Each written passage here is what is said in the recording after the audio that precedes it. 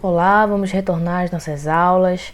Hoje nós faremos uma breve revisão do que é o gênero e o tipo textual, certo? Vocês lembram o que é o gênero textual? Gênero textual. Bom, nós temos aí uma foto de uma carta, de um diário, de bula de remédio, de uma revista. O gênero textual nada mais é do que o local onde eu irei encontrar o meu texto, certo? Digamos assim, é como se fosse o recipiente o qual eu vou colocar o meu texto. Então, eu tenho o meu texto inserido dentro de uma carta, eu tenho o meu texto inserido dentro de um diário, dentro de uma revista. Inclusive, eu trouxe essa revista para mostrar para vocês, que foi uma revista que uma aluna levou na sala de aula e me mostrou o que era a banda BTS, etc. No caso, foi a revista que nós trabalhamos e identificamos a chamada secundária, a chamada principal, que nós vamos ver depois, essa análise. Então, fazendo essa diferenciação, o gênero textual é onde eu irei encontrar o meu texto, certo? Vendo isso, o que seria o meu tipo textual? O tipo textual que nós trabalhamos em sala pode ser especificado como descritivo, narrativo, expositivo, argumentativo e injuntivo. Em sala de aula nós vimos esses três: descritivo, narrativo e expositivo. Fizemos produções e etc.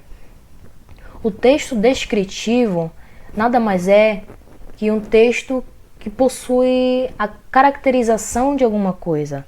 Ele vai descrever algo ou alguém. O texto narrativo é o que nós mais utilizamos em sala, que ele possui um relato real ou fictício e a presença de um enredo.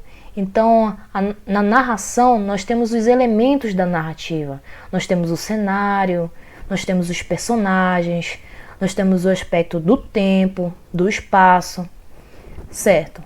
O que seria o texto expositivo?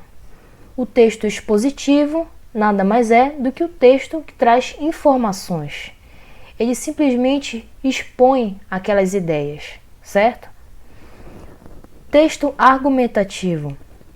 Texto argumentativo, ele vai trazer uma formação de uma opinião, né? Ele vai estar inserido nele um aspecto crítico. E o texto injuntivo, nós temos uma instrução. O injuntivo, ele na maioria das vezes vai trazer um modo imperativo, que é aquele modo de ordem.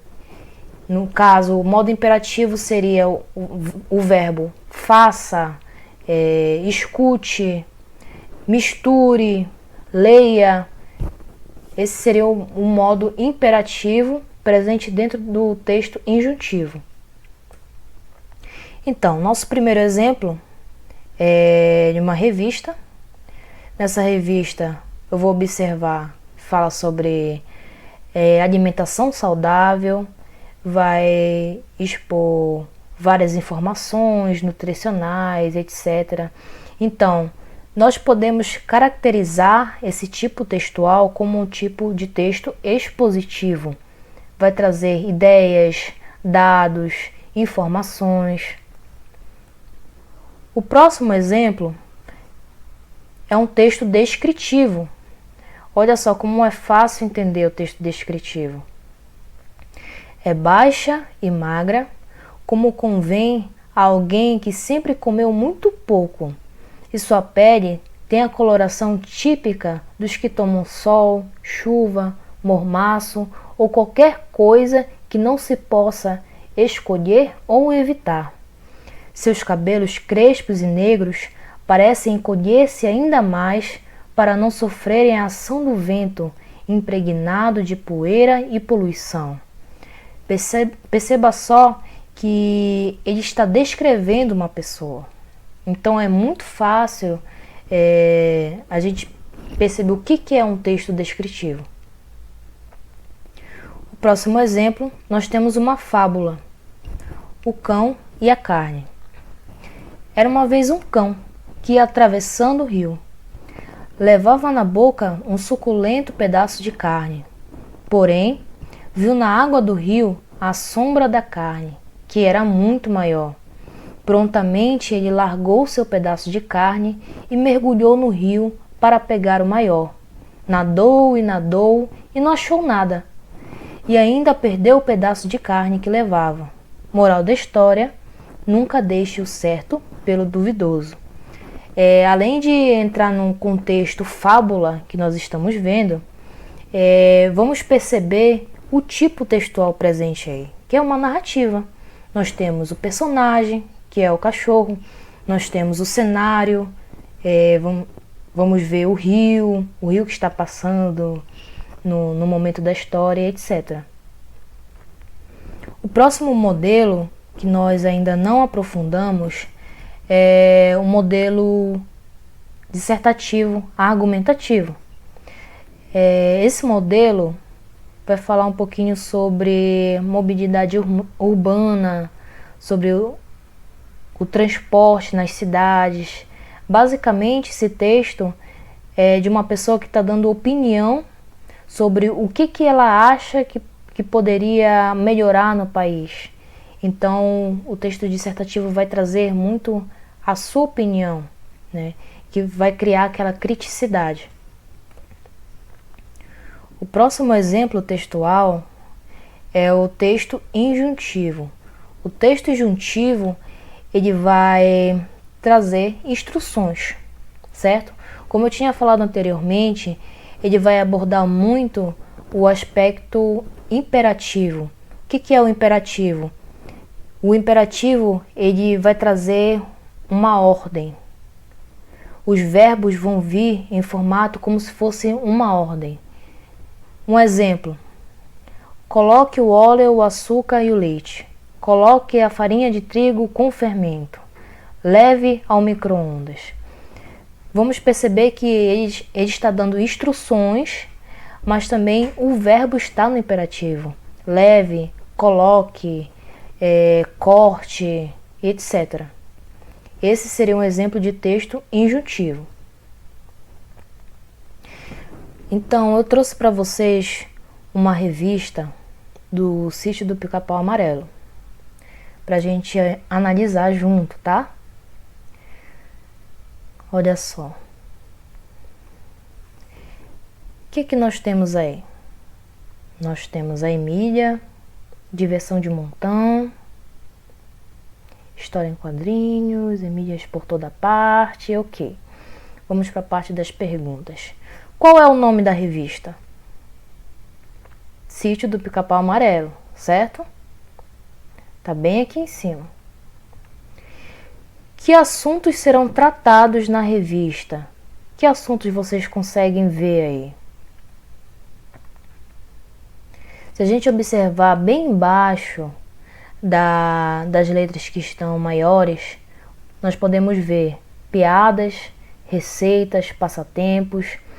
E bem lá em cima no cabeçalho eu tenho planetas, luas, asteroides. Nós podemos também classificar esses pequenos textos que estão ao lado e em cima como chamadas secundárias, certo? Então nós temos a nossa chamada principal na capa da revista. Qual é a nossa chamada principal que vai, digamos assim, chamar a sua atenção? É a que tem a letra maior, né? Diversão de Montão. Além do nome da revista, Diversão de Montão. Essa é a nossa chamada principal. E as chamadas secundárias são os textos menores ao redor dessas chamadas principais. Qual a manchete principal? Olha, já até dei a resposta para vocês, né? Olha só. Diversão de Montão. Que efeito de sentido produz o ponto de exclamação utilizado na manchete principal? Qual é o efeito que dá esse ponto de exclamação? Diversão de Montão. Surpresa? Será que seria surpresa? Acredito que o ponto de exclamação presente aí ele vai trazer um entusiasmo por ser diversão, aquela felicidade, aquela surpresa de se divertir mesmo. A revista do Sítio do Pica-Pau Amarelo se destina a que tipo de leitor?